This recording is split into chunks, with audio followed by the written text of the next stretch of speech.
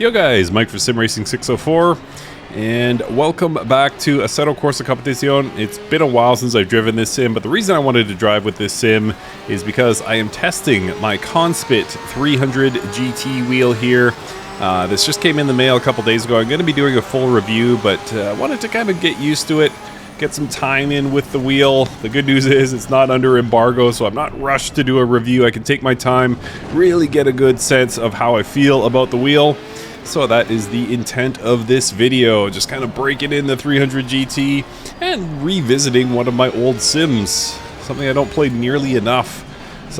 What, 7 years? 7 years? Yeah, I guess 7 years after we first got ACC. I'm still enjoying it.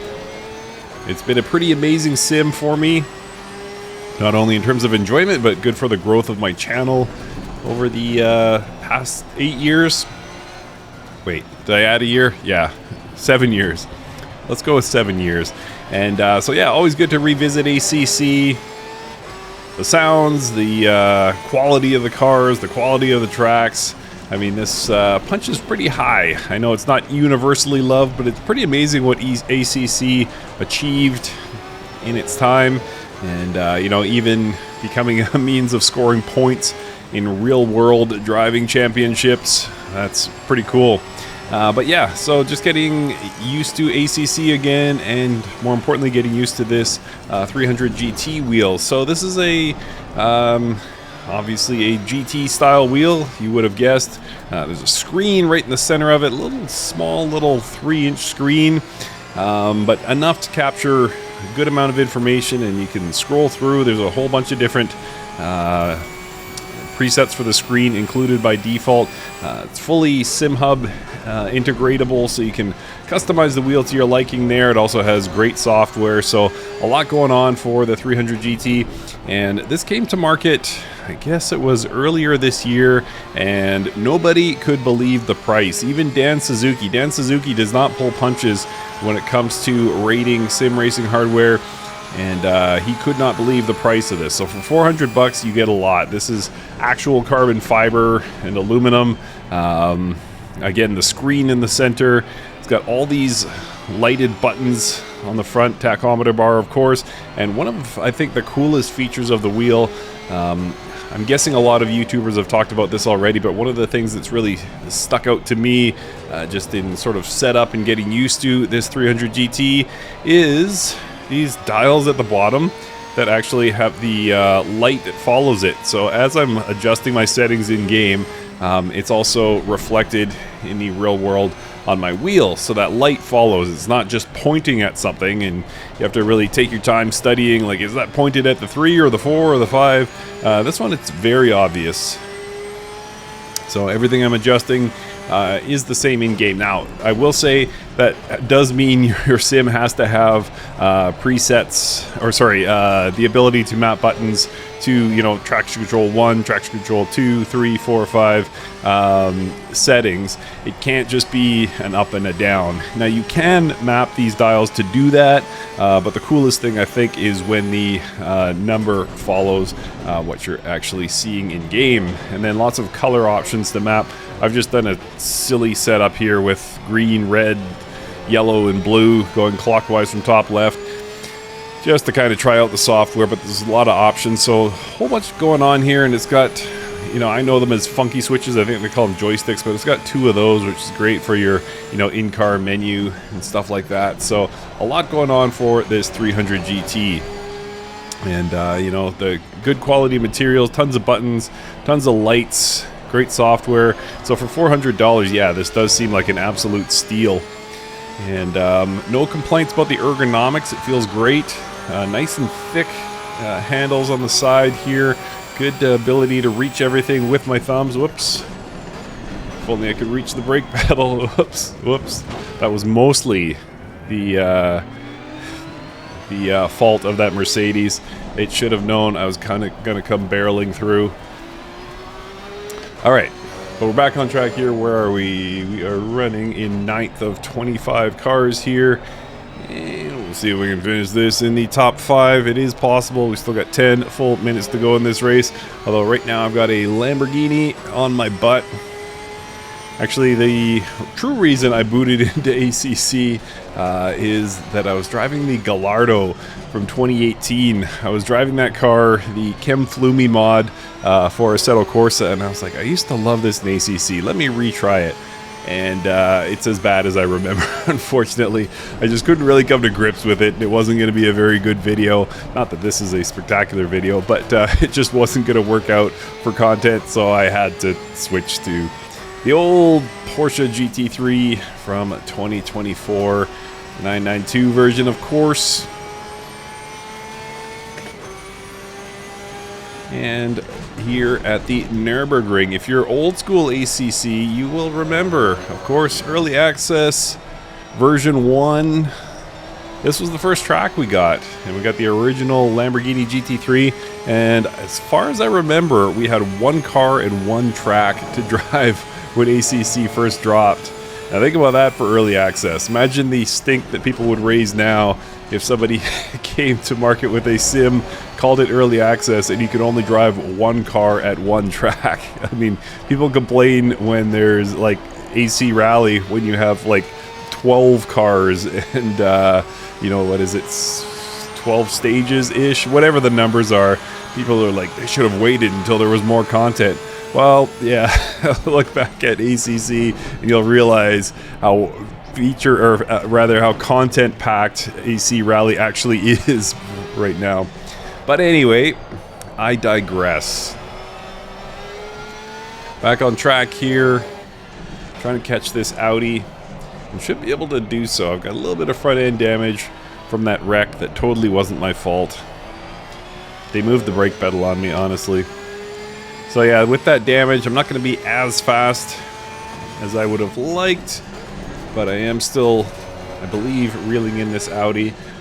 Turn by turn here, might even be able to get him at the bottom of the hill. Nope, not quite. If I was Lance Stroll, I would absolutely go for this. But sadly, I am no Lance Stroll.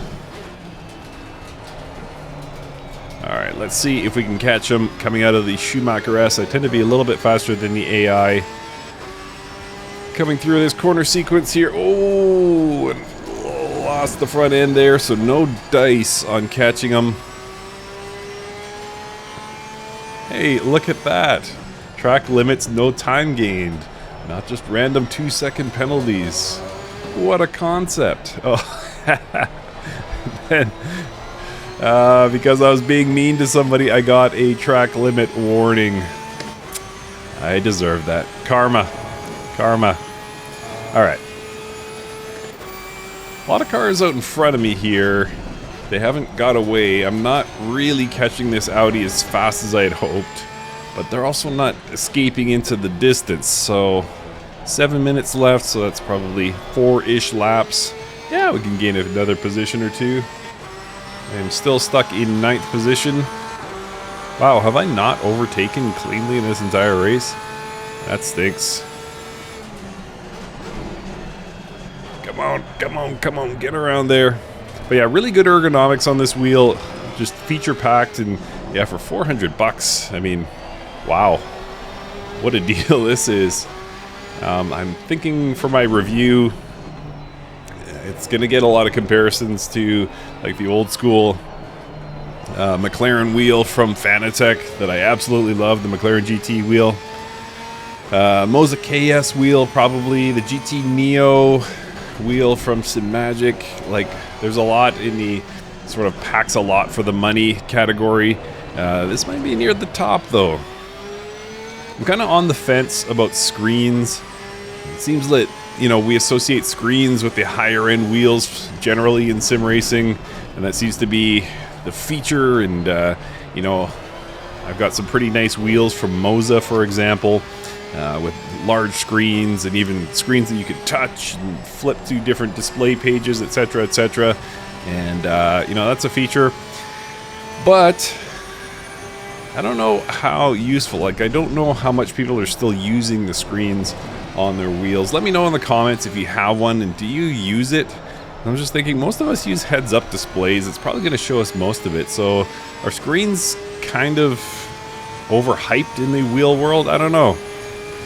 Because it's also my eyes are trying to focus here, but then I got to pull the focus back to look at my wheel. And because I've got old man eyes, it takes that few milliseconds, well, however many, probably tenths of seconds to sort of refocus my eyes. So am I potentially losing time there, or am I potentially losing focus on the road enough to cause an accident or get bumped into or something?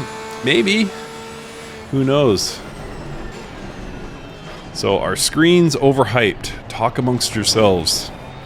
But they're definitely nice to have in a lot of scenarios, especially for people who don't like to use heads-up displays. And I get it, when you try to emulate a real-world racing car with a screen on it, of course you want the screen, but of course real-world drivers don't have the advantage of a heads-up display. Although that would be cool. I wonder if they could do that.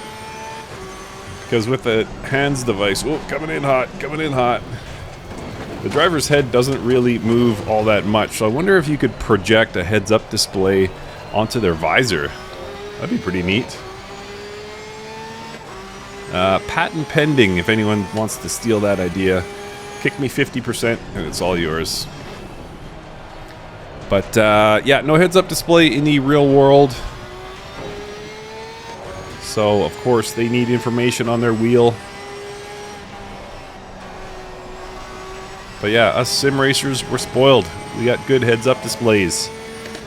We have good heads-up displays.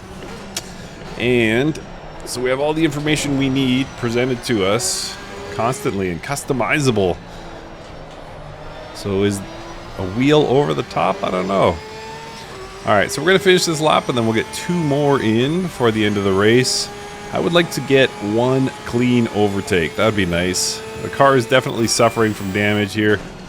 I'm just not able to achieve any sort of decent lap pace here. It's kind of a skill issue, but also the car is definitely understeery.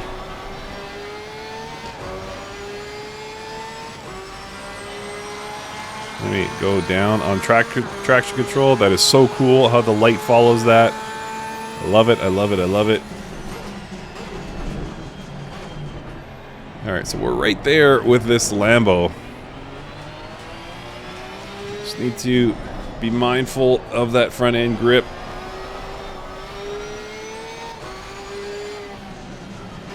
There was almost a window there for an overtake, but not quite. Can I get a nose in here? There we are. Sandwiched between 2 big old V10s here. Audi and the Lambo. Lambo's still there. Still there. Got him. Alright, there's 1 overtake. Hooray for me. I've got a good feeling about the Schumacher S coming around this time. I think I'm going to get an overtake here. What do you guys think?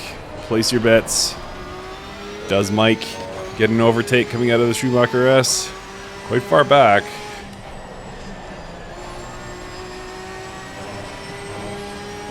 Quite far back. No, not quite. Thought about it. Tried for it. Nothing doing.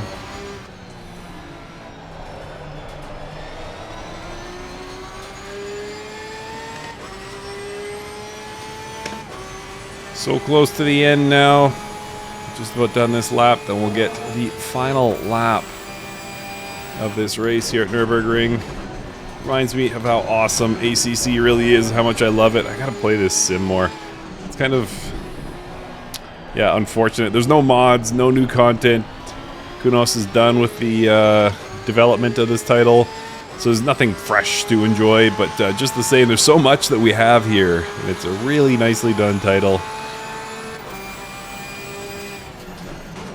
I may yet do sort of a retrospective, boy, turn 1 or turn 2 or whatever that is.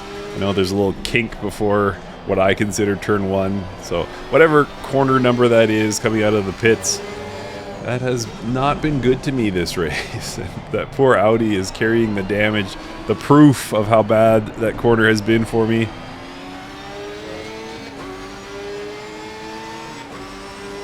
Good slipstream here. Can I take him under braking? Not quite. Hold on to it, Mike. Okay, if I can get this lined up, get on that throttle early, good. Okay, it should be an overtake. Under braking down the hill.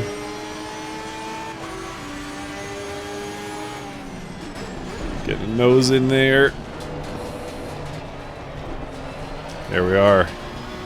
Another overtake. Boy, I need more of this race. Could have done a lot better.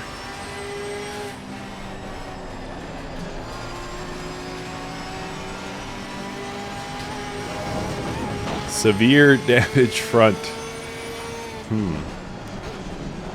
I question the syntax of that. Why wouldn't you just say front damage? Anyway.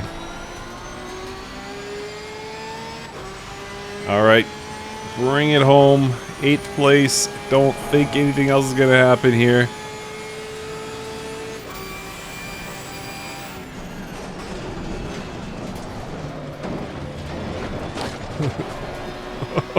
Something just went flying over the top. Oh boy.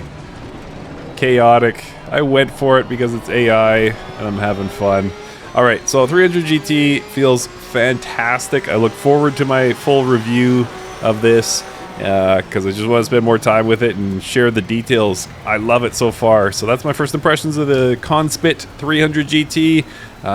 Keep it locked, hit subscribe, and I'll do my full review.